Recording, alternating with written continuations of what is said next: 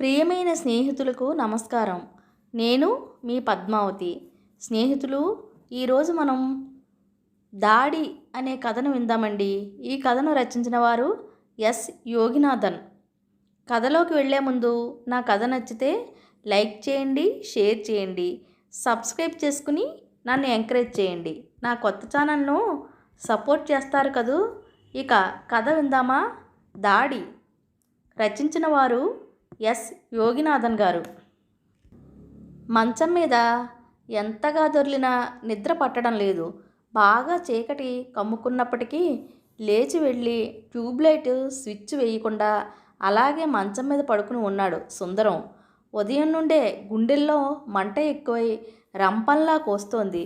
2 రోజుల క్రితం మెడికల్ షాప్లో కొన్న మాత్రల వల్ల ఏ ఫలితమూ లేదు. ఇవాళ డాక్టర్ దగ్గరికి వెళ్ళడం తప్ప మరో మార్గం కనిపించడం లేదు. గొంతులో కూడా మంట ఎక్కువైంది. ఉమ్మిని కూడా మింగడానికి వీలు కావడం లేదు. గొంతును చేత్తో రాసుకుంటూ మంచం మీద నుండి లేచాడు. ఫ్లాస్క్లోని పాలను గ్లాసులోకి వంపి చల్లార్చి మౌనంగా గోడకేసి చూస్తూ కూర్చున్నాడు. మేజా మీద శకుంతల ఇచ్చిన పుస్తకాలు కనిపించాయి. ఒక్కదాన్ని కూడా తెరిచి చూడలేదు. తెరిచి చూడడానికి కూడా మనసు రావడం లేదు. వాటికి చెయ్యి తగలగానే నిప్పు తగిలినట్టుగా అనిపించింది. ముల్లైదీవి నుండి కొలంబోకు తిరిగి వచ్చినప్పటి నుంచి మనసు దేని మీదకి పోవడం లేదు. బయట వినిపించే ఏ చిన్న సవ్వడైనా పెద్ద శబ్దంలా చెవులకు అసహనాన్ని కలిగిస్తోంది. కణతల్లో సన్నటి నొప్పి మొదలైంది. కళ్ళు మూసుకుని అలాగే శిలలా ఉండిపోయాడు. డర్రమంటూ హెలికాప్టర్ రెక్కల శబ్దం భయకంపితుణ్ణి చేస్తున్నట్టుగా ఉలిక్కిపడి కళ్ళు తెరిచాడు. అంతా భ్రమ. కానీ చాలా దూరంగా ఆకాశంలో విమానం వెళుతున్న శబ్దం వినిపించింది. ఏమిటో ఏమీ అర్థం కావడం లేదు. విమానాన్ని గురించి ఆలోచన రాగానే మనసు దడదడలాడింది. కళ్ళల్లో భీతి కనిపించింది. ముఖ్య పట్టణమైన కొలంబోలో కఠినమైన రక్షణ వ్యవస్థను ఏర్పరిచారు. ముల్లైదీవు నుండి గతవారమే కొలంబోకు తిరిగొచ్చిన అతనికి 2 ప్రాంతాలు సమస్యాత్మక ప్రాంతాలుగా కనిపించాయి. ప్రయాణం ఎంతో కష్టంగా అనిపించింది. కుంచించుకుపోయిన ముఖాలు, దారి పొడవునా కూలిపోయిన కట్టడాలు, పచ్చని ఆకులు, పసుపు రంగులోని పండ్లతో కూడిన చెట్లు కాలిపోయి మొండి స్తంభాల్లా మిగిలి ఉన్నాయి. మందలు మందలుగా మేసే పశువులతో నిండి ఉండే గడ్డి మైదానాలు సైనికుల బోట్ల తొక్కిడికి మట్టిపైకి తేలి కనిపిస్తున్నాయి. నిజం చెప్పాలంటే ఇలాంటి మానసిక పరిస్థితి, శారీరక అవస్థ ముల్లైదీవికి వెళ్ళి వచ్చాకే ఏర్పడింది. అక్కడికెళ్ళి శకుంతలను చూశాక కలిగిన షాక్ నుండి అతను ఇంకా తేరుకోలేదు. సుదీర్ఘమైన 5 ఏళ్ల తర్వాత అతను ముల్లైదీవికి వెళ్ళాడు. కొలంబోలో ఉద్యోగం చేసే ప్రభుత్వాధికారుల్లో సుందరం ఒకడు. సెలవులు అతనికి ఎప్పుడో గానీ దొరకవు. ప్రయాణం అతనికి ఎంతో కఠినంగా అనిపించింది. శకుంతల పదే పదే ప్రయాణాల్లోని సాధక బాధకాలను గురించి ఎంతో ఆశ్చర్యకరంగా ఉత్తరాల్లో రాసేది. ప్రయాణాల్లో ప్రమాదాలు ఏర్పడడం సర్వసాధారణమైపోవడం అతను పదే పదే విన్నాడు. శకుంతల రాసే ఉత్తరాలలో ఏదో భయం తొంగి చూస్తూ ఉండేది. ఒకసారి అడవి గుండా వెళుతుంటే తటాలున పొదల్లో నుండి బుస్సుమన్న శబ్దంతో బయటకొచ్చిన సర్పం తోక పట్టుకుని గిరగిరా తిప్పి మద్ది చెట్టు మొదలకు ఫట్మంటూ కొట్టి చంపిన తెగువ శకుంతల సొంతం. ఆమెకు అక్కడ అడవంతా కొట్టిన పిండే. చాలాసార్లు అతన్ని వెంట పెట్టుకుని వేటకు వెళ్ళేది. నేల మీద అడుగుజాడలను చూసి ఏది ఏ జంతువో చెప్పేసేది. కొమ్మల్లో నుండి తేలి వచ్చే గొంతును విని ఆ పక్షి ఏదో చెప్పేది. అన్నింటికీ గురువు మా నాన్నే అన్న మాటల్లో చెప్పలేని గర్వం తొంగి చూసేది. నాన్న నవ్వి ఊరుకునేవారు. శకుంతల నాన్నగారు సర్వేశ్వరన్ చురుకైన మనిషి. ఇప్పుడు ఎంతో కృశించిపోయారు. కళ్ళల్లోని తీక్షణత మాత్రమే ఆయన్ను గుర్తుపట్టేలా చేస్తోంది. సుందరాన్ని చూడగానే ఉత్సాహం తెచ్చుకుని ఆయన మాట్లాడడానికి ప్రయత్నించడాన్ని గ్రహించి అతను తనలో తాను ఎంతగానో బాధపడ్డాడు. ఆయన పట్ల పశ్చాత్తాపం కలిగింది సుందరానికి. వచ్చే ఆవణి నెలలో మీ ఇద్దరికీ పెళ్లి చేసేద్దాం. ఎన్నాళ్ళని మీరు ఇలాగే ఉంటారు? ఆయన బాగా ఆలోచించే ఈ నిర్ణయాన్ని చెప్పినట్టుగా అనిపించింది. శకుంతల నిర్ణయం ఏమిటి? ఆమెకు నేనే అన్నీ నన్ను ఒంటరివాణ్ణి చేసి ఎలా వెళ్ళటమని అడుగుతోంది. మీరు మాతో వచ్చేయండి. శకుంతల అలా అడగటం న్యాయమేగా. ఈ పోరాటం, యుద్ధం, బాంబు పేలుళ్ళు వీటి మధ్య మిమ్మల్ని ఒంటరిగా వదిలి మేము మాత్రం అక్కడ ఎలా ప్రశాంతంగా ఉండగలం చెప్పండి. ఆయన కళ్ళు మెరిశాయి. అభిమానంగా చూశారు. సుందరం, నేను రాలిపోయే ఆకును. ఎంతకాలం బతుకుతాను? అన్నీ బాగుండగానే వెళ్ళిపోతే అంతే చాలు. సుందరం ఆయన్ను ఆవేదనగా చూశాడు. దేనికి భయపడని మనిషి ఎదుటి మనిషిలో ఆత్మవిశ్వాసాన్ని నింపే అద్భుతం. ఆయనకు సంబంధించిన ఆలోచనలు అతన్ని చుట్టుముట్టాయి. అక్కడి పాఠశాలను ఆయన తండ్రే నిర్మించారు. చాలా విశాలంగా కట్టించారు. పాఠశాల పక్కనే అందమైన కోనేటితో పాటు నిర్మించిన గణపతి దేవాలయం అప్పుడప్పుడు పూల సువాసనలతో మనసును ఆహ్లాదపరుస్తూ హృదయాన్ని తాకి వెళ్ళే బాల్య జ్ఞాపకాలన్నీ వాటి చుట్టూ తిరిగాడేవే. ఉగాది నాడు అభిషేకాలు, 9 రోజులు కోలాహలంగా జరిగే నవరాత్రి పూజలు, ఉదయాన్నే గానం చేస్తూ గడిపిన చలికాలపు రోజులు, సూర్యోదయాన్నే గణపతి దేవాలయానికి వెళ్ళి పాడిన తేవారాలు, ముల్లయ్య దీవికి వెళ్ళిన రోజు, దేవాలయాన్ని, పాఠశాలలను వెతుక్కుంటూ వెళ్ళిన అతను అక్కడ దృశ్యాన్ని చూసి అదిరిపడ్డాడు. ఆ 2 కట్టడాలు కూలిపోయి మొండిగోడలతో దర్శనమిచ్చాయి. ఆకర్షణీయమైన నల్లరాతి గణపతి విగ్రహాన్ని దేవాలయపు బావిలోకి పారవేశారు. ఎవరూ పట్టించుకొని అనాథ బిడ్డలా ఆ బావిలో పడున్నాడు దేవుడు. జ్ఞాపకాలు చెదిరిన సుందరం ఆయన కేసి చూశాడు. మీరు ఇలా మాట్లాడడం వింటుంటే నాకు కష్టంగా ఉంది. మాకందరికీ మానసిక ధైర్యాన్ని, దృఢత్వాన్ని ఇచ్చిన మీరే ఇప్పుడు ఇలా నిరుత్సాహంగా మాట్లాడుతున్నారు. సుందరం గొంతులో ఆవేదన ధ్వనించింది. శకుంతల ఎలా ఉందో చూసారా? భయము, దిగులు. ఆ మాటల్లో వినిపించిన గాఢత అతన్ని ఆశ్చర్యపోయేలా చేసింది. తండ్రి కూతుళ్లలా కాకుండా విడిపోలేని స్నేహితుల్లా ఉండేవాళ్ళు. అతను ఆయన కేసి చూశాడు. ఆయన తనలో తాను మాట్లాడుకుంటున్నట్టుగా అన్నారు. ఏ సమయంలో ఏం జరుగుతుందో చెప్పలేకపోతున్నాను. రాత్రి పగలు తేడా లేకుండా ఉన్నట్టుండి బాంబులు పేలుతాయి. ఈ ఊళ్ళో ఎంతోమంది మరణించారు. ఇంతటి బీభత్సం ఎప్పుడూ చూడలేదు. ఏం చేయాలో తెలియటం లేదు. విచిత్రమైన వ్యాధులెన్నో జనాలకు సోకుతున్నాయి. వాటికి మందులేవి కళ్ళతో చూడలేకపోతున్నాం. బాంబుల వర్షం వల్ల గాల్లో కలిసి ఊపిరాడనివ్వని రసాయనాలు మొక్కలు, పొదలు, చెట్లన్నింటినీ నాశనం చేసేశాయి. పచ్చదనంతో ఎలా ఉన్న ఊరు అంటూ దీర్ఘంగా నిట్టూర్చారు. శకుంతల లోపలికొచ్చింది. ఎంత అందంగా ఉండేది! అతను అప్పుడప్పుడు అనేవాడు. టమోటా పండులా ఉన్నారు, కొరికి తినేద్దాం అనిపిస్తోంది అని.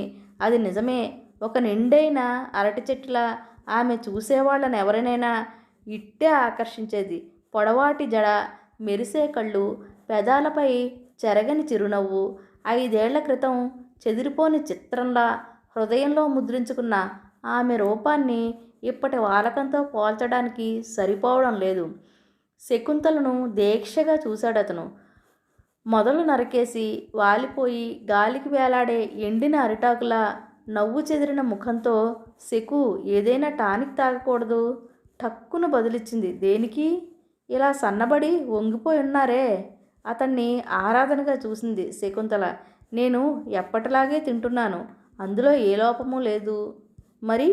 మరేంటి నాకు లోపం? తలను పక్కకు వాల్చి అతడి కళ్ళల్లోకి చూసింది. శకు, నేను నిర్ణయానికి వచ్చాను. ఎలాగూ మనకు ఆవణి నెలలో పెళ్ళి అయిపోతుంది. ఆ పైన మీ ఇద్దరిని కొలంబోకు తీసుకుపోదామనుకుంటున్నాను. అక్కడ మనమందరం సంతోషంగా ఉండొచ్చు. ఆమె మౌనంగా ఉండిపోయింది. తన సన్నటి జడను ముందుకు వేసుకుని దాన్ని చూస్తూ అంది. ఆయన తాను పుట్టిన నేలను వదిలి మరో చోటికి వెళ్ళి బతకలేనని గట్టిగా చెబుతున్నారు. ఎందుకలా పట్టుగా ఉంటున్నారు? తాను పుట్టి పెరిగిన మట్టిలోనే మరణించాలని చెబుతున్నారు. అంతేకాదు, ఇన్ని వేల మంది జనాలు ఈ ఊరిని వదిలి వెళ్లకుండా బతుకుతున్నప్పుడు ఎందుకు తాను మాత్రం భయపడి పిరికితనంతో వేరే చోటుకి పారిపోవాలి? అందరికీ జరిగేదే తనకు జరుగుతుందని అంటున్నారు. ఆయన అడిగే ఏ ప్రశ్నకు నా దగ్గర సమాధానం లేదు. మీరిప్పుడు ఏం చెప్పాలనుకుంటున్నారు? ప్రశ్నించాడు సుందరం. నేను ఏ నిర్ణయానికి రాలేకపోతున్నాను. వయసు అయిపోయిన ఆయన్ను ఒంటరిగా వదిలి ఎలా రాగలను? అయితే ఆయన నన్ను పెళ్లి చేసుకుని వెళ్ళమంటున్నారు. ఆమె మాటల్లో బాధ తొంగి చూస్తోంది.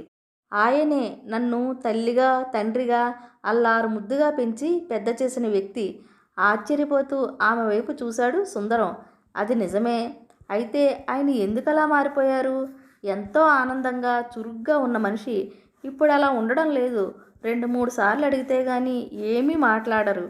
అలా ఆయనకే కాదు, ఈ ఊళ్ళోని వాళ్ళందరి పరిస్థితి అలాగే ఉంది. యుద్ధ వాతావరణంలో ప్రశాంతంగా ఊపిరి తీసుకోవడానికి ఎవరికి వీలవుతుంది చెప్పండి? శకుంతల నిట్టూర్చింది. రాత్రంతా నిద్ర పట్టకుండా అవస్థ పడుతూనే ఉన్నాడు సుందరం. తలభారం అధికమైంది. కళ్ళు మండుతున్నాయి. ఒళ్ళంతా పచ్చి పుండులా ఉంది. పక్కకు తిరిగి పడుకోవడానికి కూడా వీలు కావడం లేదు. లేచి కూర్చోవడానికి ప్రయత్నించాడు. కుదరలేదు. ఒకటే బాధ. ఇలాంటి బాధను అతను ఇంతవరకు ఎప్పుడూ అనుభవించలేదు. కన్నీటిని తుడుచుకుంటూ మండుతున్న ఛాతీని గట్టిగా రుద్దుకున్నాడు. మంట మాత్రం తగ్గలేదు. ఈ 28 ఏళ్లలో అతనికి ఎప్పుడూ తలనొప్పి కూడా రాలేదు. ఏం చెడు అలవాట్లు లేనివాడు. రోజు శారీరక వ్యాయామం చేస్తున్నవాడు. మగాళ్ళు సైతం ప్రశంసించే దృఢమైన శరీరం. ఎందుకు డాక్టర్ నాకు ఇలా అవుతోంది? గుండెల్లో మంటను తట్టుకోలేకపోతున్నాను. ఇంతకు మునుపు ఎప్పుడూ ఇలా జరగలేదు. ఎందుకు ఇలా అవుతోంది? సుందరం భుజాలపై అభిమానంగా చెయ్యి వేశాడు డాక్టర్. ఆయన చూపుల్లో తడిసి అతను మరింత కృంగిపోయాడు. భయపడకండి. మీ ఒంట్లో ఏ లోపమూ లేదు. ఈ మాత్రలను 3 పూటలా మింగండి. బాగైపోతుంది. గుండెల్లో మంటగా ఉన్నప్పుడు కాస్త పాలు తాగండి. లేదు, బన్నును కొద్ది కొద్దిగా తుంచి తినండి. గుండెల్లో మంట తగ్గిపోతుంది. ఇంగ్లీష్లో మాట్లాడుతున్న డాక్టర్ ఉన్నట్టుండి తమిళంలోకి మారిపోయారు. ఈ మధ్య మీరెక్కడికైనా ఊళ్ళకు వెళ్ళొచ్చారా? ఆశ్చర్యంగా చూశాడు సుందరం. ఎక్కడికెళ్ళారు? నవ్వుతూ అడిగాడు డాక్టర్. ముల్లైదేవికి వెళ్ళాను డాక్టర్. 5 ఏళ్ల తర్వాత ఒక్క వారం అక్కడ ఉన్నాను. ఎలా ఉంది అక్కడ? అతని ముఖంలోకి సూటిగా చూస్తూ అడిగాడు డాక్టర్. పచ్చదనంతో కళకళలాడిన ఊరు. నీలి సముద్రం, శుభ్రమైన గాలి, సంతోషంగా బతికిన మనుషులు. ఇప్పుడు అవన్నీ దూరమైపోయాయి. బాంబుల వర్షంలో తడిసి చెట్లన్నీ మాడిపోయాయి. రోడ్లు, ఇళ్ళు పగిలిపోయి నాశనమైపోయాయి. ఎవరి ముఖంలో చూసినా మృత్యువు తాండం చేస్తోంది. నిట్టూర్చాడు సుందరం. నేను విడిది చేసినన్నాళ్ళు ఒక్కరోజు కూడా ప్రశాంతంగా ఉండలేకపోయాను డాక్టర్. ఇంట్లో ఉండడానికి భయమేసేది. ఆకాశంలో ఏ చిన్న శబ్దం విన్నా గుండె దడదడలాడేది. దూరంగా బాంబులు పేలే శబ్దం వినబడితే చాలు తల గిర్రున తిరిగేది. ఇంటి లోపలే ఉన్నా బాంబులు పడొచ్చు, బయటికి పరిగెట్టినా పడొచ్చు, దాక్కోవడానికి గొంతులోకి వెళుతున్నప్పుడైనా బాంబులు పడొచ్చు. ఏ సమయంలోనైనా చావును గురించిన భయమే డాక్టర్. ఎంత ఘోరం అది! అతని శరీరం వణికింది. నుదుటిపై నుంచి చెమట కారుతోంది. వేళ్లను ఒకదాని మధ్య ఒకటి ఇరిపించుకుని చేతుల్ని నలిపాడు. తర్వాత నుదుటి మీద చెమటను వేళ్లతో తుడుచుకున్నాడు. Cool down my friend. ఆవేశపడుతున్నారేంటి? అంటూ అతని భుజాన్ని మృదువుగా తాకాడు డాక్టర్. మీరు అక్కడికి వెళ్ళి చూడాలి డాక్టర్. ఎందుకు అలాంటి కష్టం వాళ్లకు? ప్రజలంతా ఎందుకు అలాంటి క్రూరత్వాన్ని అనుభవించాలి? ఎవరికున్న సౌకర్యాలతో వాళ్ళు ఎంత సుఖంగా బతకచ్చు? ఒక జాతివాడు మరొక జాతివాడిని ఎందుకు నాశనం చేయాలనుకుంటున్నాడు? దేనికిదంతా? ముఖానికి పట్టిన చెమటను తుడుచుకుంటున్నాడు సుందరం. ఒళ్ళు జలధరించినట్టుగా అనిపించింది అతనికి. తనను తాను కంట్రోల్ చేసుకోలేకపోయాడు. అరచేతులను రుద్దుకున్నాడు. తర్వాత గుండెను రాసుకుంటూ ముఖాన్ని చిట్లిస్తూ డాక్టర్ కేసి చూశాడు. డాక్టర్, ఉన్నట్టుండి గుండె మండుతోంది. ఒళ్ళంతా పచ్చి పుండులా బాధిస్తోంది. గొంతంతా తడారిపోతోంది. వీలు కావటం లేదు. తట్టుకోలేకపోతున్నాను. అపరిమితమైన బాధ కనిపించింది అతని ముఖంలో. దాన్ని తట్టుకోలేక ఉక్కిరి బిక్కిరైపోతున్నాడు. గుండెను గట్టిగా పట్టుకున్నాడు. గొంతును గట్టిగా ఒత్తుకుంటున్నాడు. గొంతు పచ్చి పుండులా బాధిస్తోంది. పేగుల్లో నుండి గొంతు వరకు నిప్పు కాల్చేస్తున్నట్టుగా మంటను దిగమింగాడు. గొంతులోకి చేతిని పోనిచ్చి కాలుతున్న నిప్పును పట్టుకుని బయటికి విసిరేయాలనిపిస్తోంది అతనికి. ఈ మాత్రను మింగండి అంటూ ఒక మాత్రను అతనికిచ్చాడు డాక్టర్. తర్వాత నర్సు కేసి పిలుస్తూ కమల, ఒక గ్లాసు పాలు తీసుకురా అన్నాడు. 15 నిమిషాల తర్వాత సుందరం మామూలు స్థితికి వచ్చాడు. ముఖం కాస్త తేటగా కనిపించింది. కొంత ఉత్సాహం కూడా ఒంట్లోకి పాకినట్టుంది. డాక్టర్ కేసి చూశాడు. ఆయన ఏదో దీర్ఘాలోచనలో ఉన్నట్టున్నాడు. డాక్టర్? ఆయన ఆలోచనల్లో నుండి బయటపడి సుందరం వైపు చూశాడు. నేనుకు వెళ్ళొచ్చా? డాక్టర్ ముఖంలో చిరునవ్వు. ఒక ప్రశ్న అడిగారు, అందుకు సమాధానం తెలుసుకోరా? ఆశ్చర్యంగా చూశాడు సుందరం. ఎందుకు నాకు ఈ వ్యాధి సోకిందన్న ప్రశ్నేగా. చెప్పండి డాక్టర్. డాక్టర్ అతని కేసి చూస్తున్నాడు. ఆ చూపులు అతన్ని దాటుకుని చాలా దూరం వెళ్ళిపోయినట్టున్నాయి. దూరాన ఉన్న వాళ్లకు చెబుతున్నట్టుగా ఆయన మాటలు బయటకొచ్చాయి. మీరు ముల్లైదీవికి వెళ్ళొచ్చారే, అదే అందుకు కారణం. డాక్టర్ అదిరిపడి ఆయన్ని చూశాడు సుందరం. డాక్టర్ ఇంగ్లీష్లో మాట్లాడటం మొదలుపెట్టాడు. ఒక మనిషి అదే పనిగా మనఃక్లేశానికి, భయానికి, షాక్కు గురవుతుంటే అతని శరీరంలో ఆమ్లాలు ఎక్కువగా ఉత్పత్తి అవుతాయి. అవి క్రమంగా అధికమై పుండులా మారతాయి. ఆ పుండు కాలక్రమంలో బాధను ఎదుర్కొంటున్న వ్యక్తిని మృత్యువు ఒడిలోకి నెట్టేస్తుంది. మీరు ముల్లైదీవి ప్రాంతంలోని బీభత్స పరిస్థితిని చూసి తట్టుకోలేకపోయారు. మీ మనసులోని అందమైన ఆ ప్రాంతం ప్రజల సంతోషము, వాళ్ళ మానసిక పరిస్థితి ముక్కలుగా పగిలిపోయి మీ మనసు లోతుల్లో ముళ్ళలా గుచ్చుకుంటున్నాయి. అక్కడ పరిస్థితి బాంబుల వర్షం, అల్లకల్లోలమైన ఆ పరిసరాలు, ప్రజల జీవితాలు అనేవి మీ శారీరక స్థితికి కారణమయ్యాయి. అందుకే మీ ఒంట్లో ఆమ్లాలు అధికమై వ్యాధి వచ్చింది. అదృష్టవశాత్తు వెంటనే వచ్చి టెస్ట్ చేయించుకున్నారు. ఇక ఈ వ్యాధిని నయం చేసేయచ్చు. ఇంగ్లీష్లో స్పష్టమైన కంఠంతో చెప్పుకుంటూ పోతున్న డాక్టర్ మళ్ళీ తమిళంలోకి మారిపోయారు. మనిషి వ్యాధికి కారణం అతనికి కలిగే ఒత్తిడే. సుందరం తన బాధను సహిస్తూ అన్నాడు, ఒక వారంలోనే నాకు ఇలాంటి ఒక భయంకరమైన వ్యాధా? డాక్టర్ అతన్ని ప్రశాంతంగా చూశాడు. సుందరం, మీకు ఈ వ్యాధి సోకి నా దగ్గరకు వచ్చారు. నేను పరీక్షించాను. వ్యాధికి కారణము తెలిసింది. నేను వైద్యం చేశాను, మందు ఇస్తున్నాను, అన్నీ బాగైపోతాయి. కానీ ఏళ్ల తరబడి ఇదే పరిస్థితిని ఎదుర్కొంటూ మనస్సు, శరీరము కృంగి కృషించి బతుకుతున్న ప్రజలకు ఏం చేయగలం? వాళ్ళు మనస్తత్వరీత్యా నయం కాని బాధలకు గురవుతున్నారు.